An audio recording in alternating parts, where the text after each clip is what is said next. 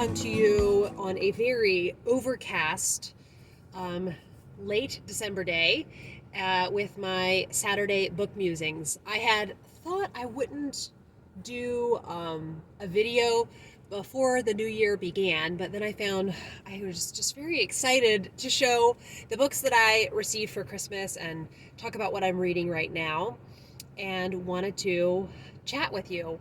It has been quite a roller coaster of a couple weeks. I am peeling back more of the layers of what exactly my chronic illness is, and I found out some really helpful information from that blood work that I got. I don't want to go into specifics because it seems like it's not going to be quite as straightforward as I thought. I started a new treatment based on that information that I got, and ended up being in such tremendous pain being on this new treatment. And basically, I realized at 2 a.m. yesterday, I had been awake for about 24 hours. I was in so much pain that I couldn't sleep. So it has been very up and down for me with finding out new, very useful information, but then realizing it's not going to be quite as straightforward as I thought. So trying to figure out the best course forward and exactly what to do. It's just a lot. It's a lot to contend with. And then today just felt really heavy because I had actually, what's interesting is I had a lot of pain from this new treatment, but my energy had started to get a little bit better. But I didn't take it last night. And so this morning I came down and I'm like, oh, it actually was helping my energy levels a lot more than I thought. And Peter started a new cycle of chemotherapy and just feels tremendously awful on it. And I just realized my husband reminded me that the dose he does every 10 days, it increases. So the dose that he did, that he already feels pretty lousy from, it's going to be even more the next time that he does it 10 days from now. Yeah, it's just, life can be really overwhelming at certain points. So that's why the past few days, when it's been really hard to read, being so uncomfortable, I get extra discouraged because books are just lovely and the most wonderful respite. And it's funny because I said to my husband at the end of Christmas Day, we were talking, and my what do I want to say? My side effects had really ramped up by Christmas. I think I woke up at 3 a.m. on Christmas Day just because of my pain being so intense. But I got to the end of Christmas Day, and he was asking how the day went. I said, it was a really lovely, lovely day, full of intense pain, full of intense physical pain. So we did, Peter was home for Christmas. So it's not all doom and gloom. Peter was home for Christmas, and that was something that I very much did not take for granted. And but on Christmas Eve, my sister called me and she said, Sophie has a fever. And we had said if everybody was healthy, we would get together. So we were just all really sad about that because my siblings are just some of my absolute favorite people in the world, and my nieces and nephews. Despite that, it ended up being a really nice day because before going to see my sister, my parents came and dropped off. They had gotten, they wanted to bring their big present for the boys, which was a Carrom board. Which, if any of you have played Carrom, it's really fun, and the boys are into it. And I had forgotten, but my dad reminded me, in the bag that had all the pieces, there are about, I think it's maybe 100 different games, variations of Carrom and other things like Skittles, that you can play with this board. So I thought it would be fun with the boys to very slowly go through it. And then my brother and his wife and their 2 kids stopped by also before they went to my sister. So it was, it ended up being a really nice, quiet little Christmas. And what was I going to say? Oh, so something that I have tried to do with with our family is trying to embrace more of the 12 days of Christmas. And so one thing that we're doing is 12 days of board games. Now, Peter was feeling so unwell yesterday evening. It did not happen. So we might double up today, but he's also really not feeling well today. So we'll see. I just want to try to make things feel festive if I can. I have to say that it started out on the best note. I had asked my mom to get Parcheesi for Peter. She was asking for gift ideas, and we all loved it. So we were all way into it. And I had played it several years ago, but I had forgotten what Parcheesi was actually like. And to me, I'm a retro games, I heard that term recently, I'm a retro games type of person. I should be able to understand how to play the game in, like, you explaining it to me should take 8 minutes or less. That's what I think. These games that nowadays that come out that have such complicated instructions, I just need a nap just hearing the instructions. So all to say that what I really like about a lot of older games like that is there is a straightforwardness to how to play them, but you can also strategize. And so Parcheesi is really fun because it's you go around the board, you try to get all 4 pieces into home after you've gone around the board once. But there's a lot of nuance and strategy within that. And you can make it's kind of, the board game is like a very simplified version of Parcheesi. So we really loved that one. And I am also particularly excited. My brother and sister-in-law got Arthur Qwirkle, and I have heard so much about Qwirkle. Peter was also recently gifted Sequence. That's a really fun one where you try to find on the board 5 cards in a row based on different cards that you draw. So I really do love board games, but it has to be kind of my style of board game for me to really enjoy it. Last night was supposed to be Racko. So I can't remember what today is, but we might do Racko and that because Racko doesn't take that long. That's another really fun kind of older game. So yeah, we try as a family to do game night every Friday night. And I really love it. I love having that sort of rhythm to our week. And hopefully the boys will remember, the game nights that we did, and it'll be just something fun that they remember about their childhood. So I'm a little bit at odds what order to do things. I think I'll show library holds.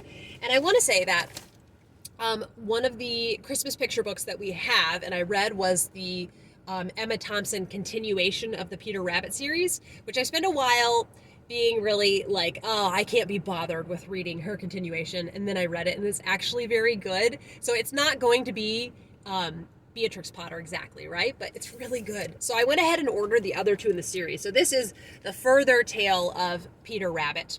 And then I can't remember the name of the other one, but I will. That one is coming.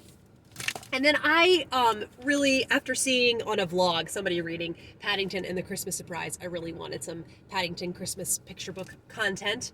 Oh, and the art is so cute. I'm very much looking forward to watching at some point the 3rd Paddington movie that is coming out. I can't remember when it's coming out. I'm going to link down below a booktuber. Her name is Emily, and I've only been a lurker on her channel. I don't know why. I just haven't commented, but she has lovely, lovely content. And if you like the same kind of books that I like besides Victorian literature, so the cozy books, and some, the cozier mysteries, I think you will enjoy Emily's channel. So she had a video of winter reading recommendations, and Louis L'Amour's Bendigo Schaefer. I think it's Schaefer or Shafter, I'm not sure, but she recommended this one. I tried Riders of the Purple Sage, and it just didn't take with me. And so maybe I need to try it again, but this sounded really just appealing, and she had said that a lot of his books feel kind of more summery, but this feels very wintry. So I know really not much about the plot, but I have just found more and more, the more that I read, how much I enjoy excellently written genre fiction. So I would love to enjoy Westerns. I really enjoy mysteries. I enjoy sweet romance, and it would just be so delightful to enjoy Westerns also. Okay, I'm going to do the tradition that has been started on Booktube of reading 84 Charing Cross Road. That will be the first book that I read in the new year. This book completely lived up to the hype for me. I didn't know if it would, and it completely did. So that has been a lovely, lovely thing to fall in love with that book. And then this movie is every bit as good. Yeah, I think I like it as much as the book.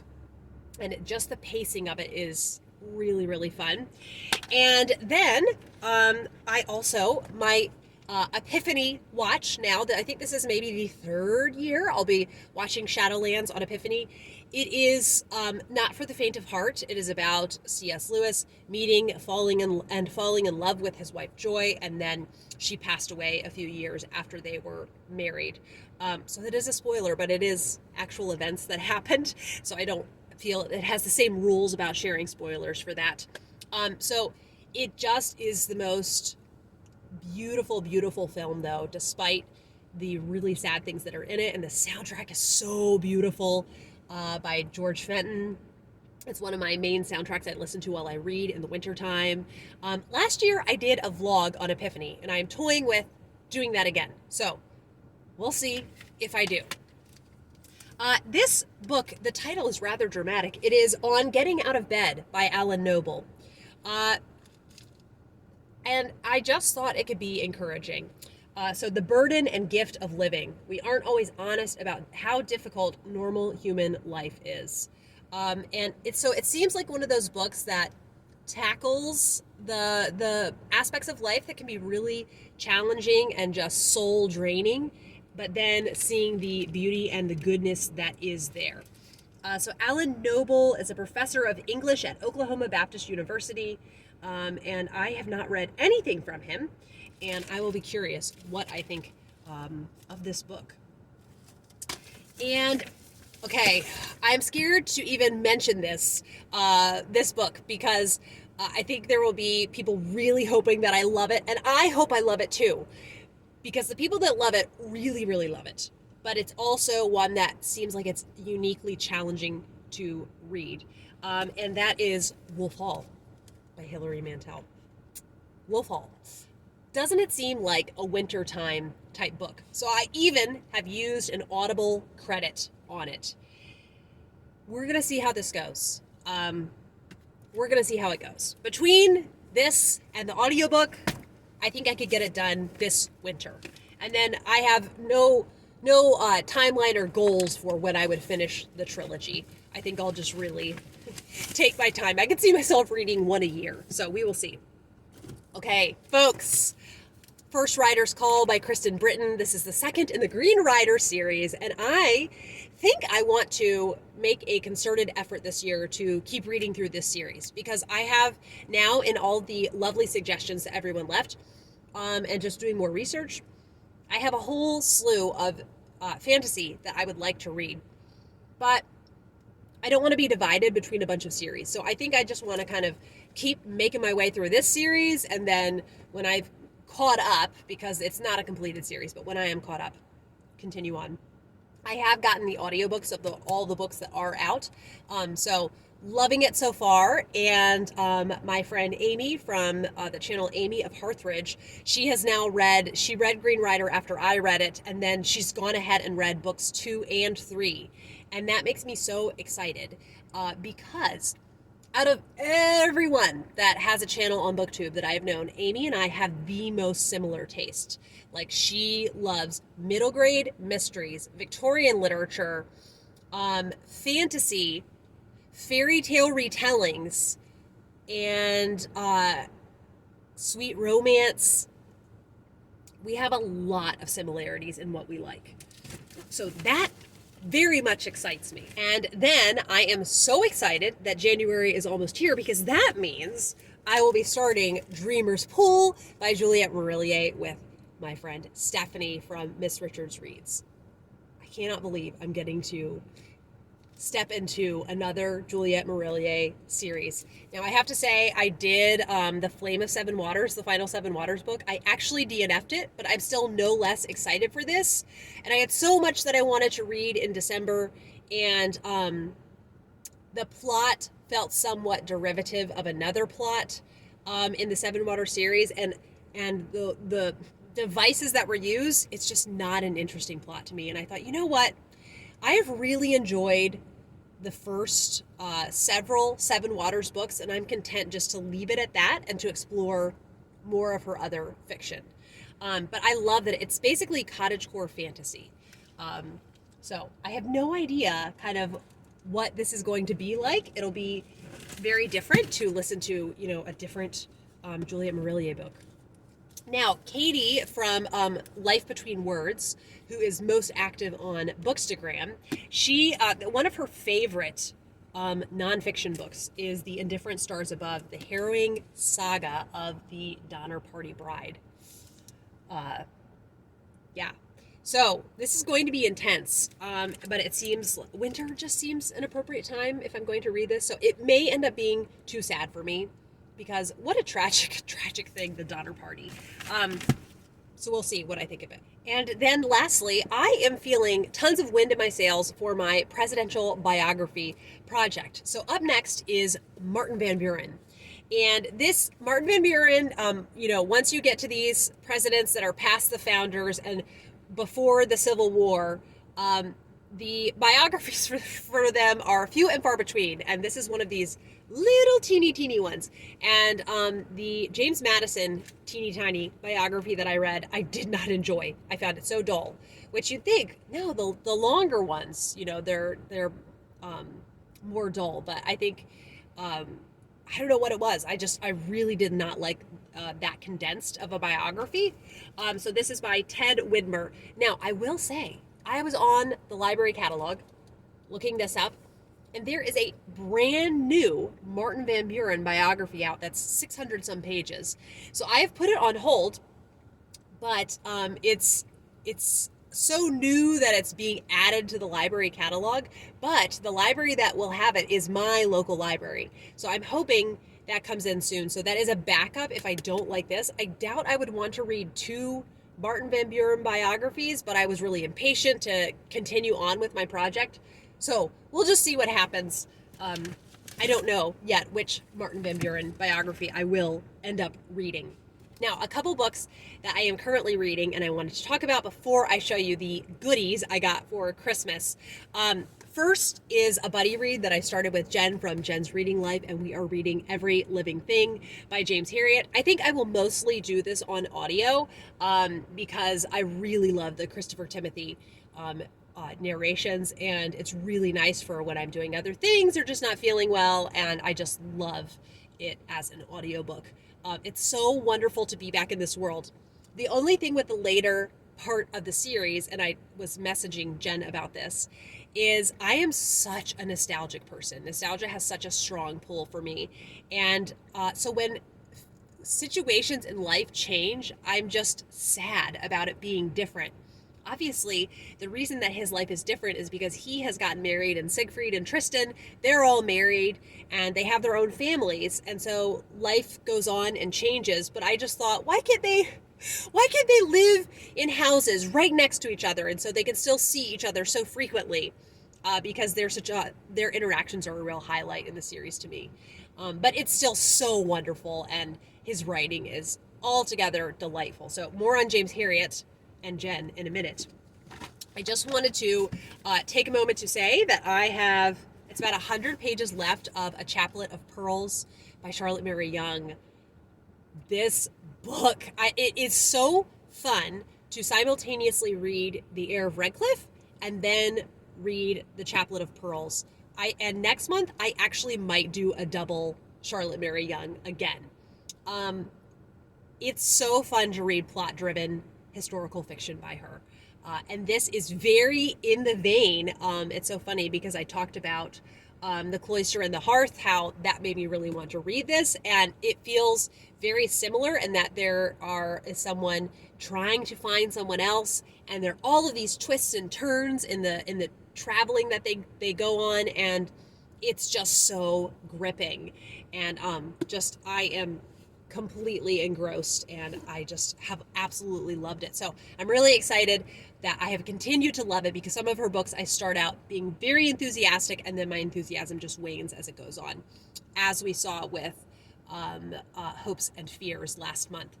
So yes, this is not disappointing me in the least, and I'm very excited about it. And just to have it as a reading memory from this year. In about 30 minutes, so I need to keep going and make this not too long. I'm going to be hosting a discussion on my Patreon of Christmas at Thompson Hall by Anthony Trollope.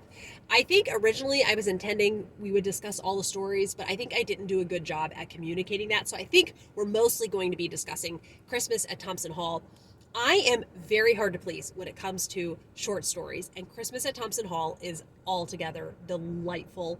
There's free audiobook narrations on YouTube if you are interested in reading it yourself. It's also on Project Gutenberg, and it's just delightful. It's such a fun and festive and cozy Christmas story. So also in this collection is Christmas Day at Kirkby Cottage, The Mistletoe Bough, The Two Generals, and Not If I Know It.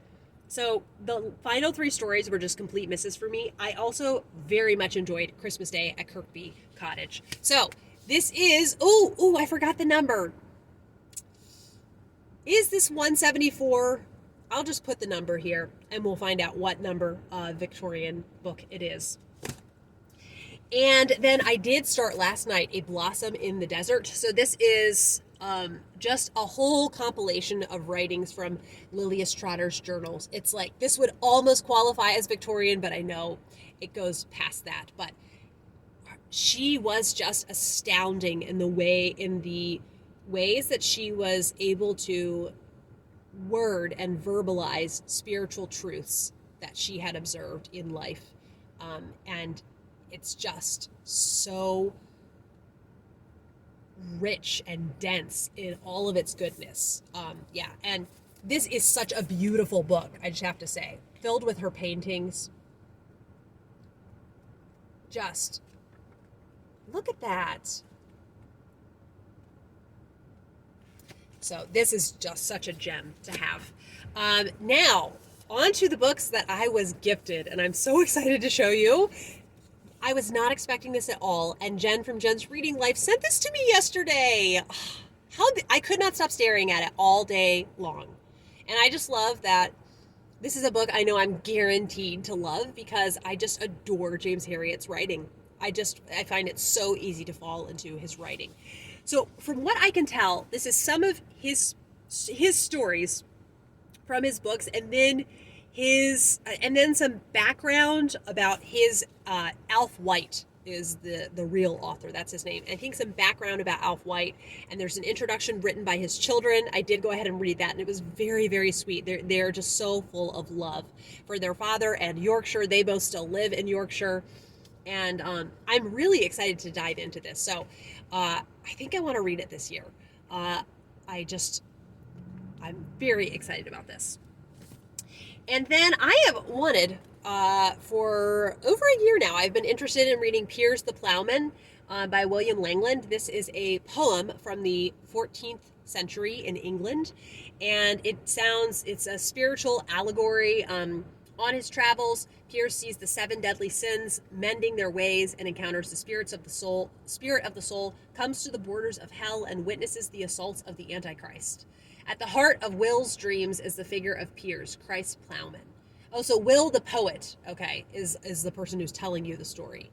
And it just sounded really intriguing when I read about it. And it's maybe in Miss Read it's talked about, I think.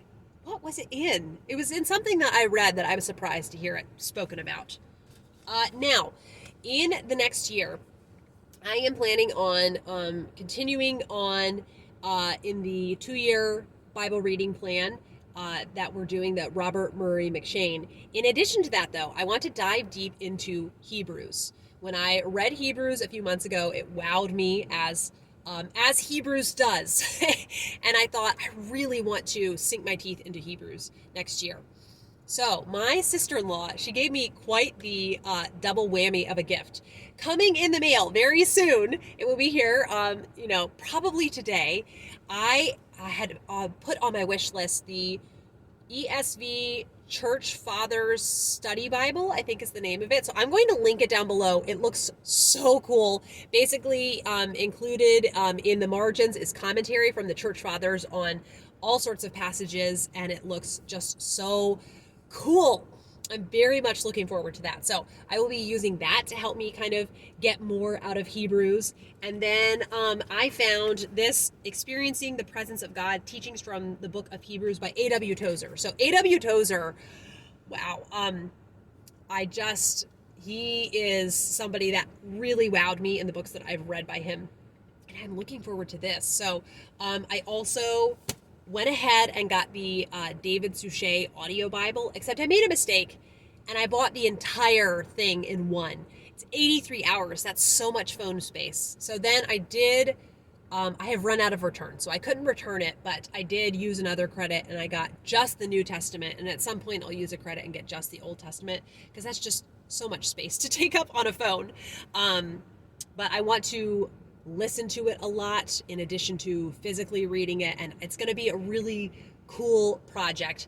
And I know that Sinclair Ferguson also has a series of, I think, sermons where he went through Hebrew. So I love Sinclair Ferguson's teaching, and I'm looking forward to really just diving deep.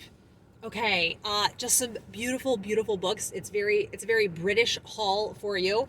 So, Elizabeth Cadell. I got 4 Elizabeth Cadell books.